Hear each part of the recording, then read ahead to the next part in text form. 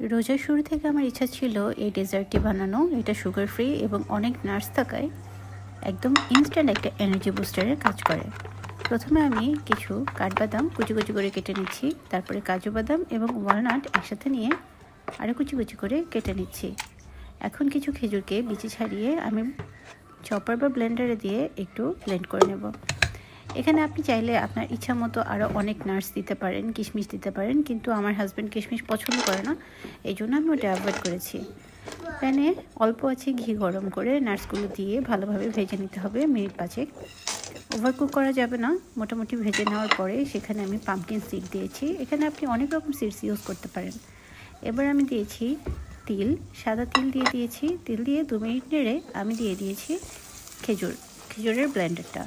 এরপরে ভালো করে মিক্স করতে হবে। ভালোভাবে মিশিয়ে নিতে আমার প্রায় 5 মিনিটের মতো সময় লেগেছে।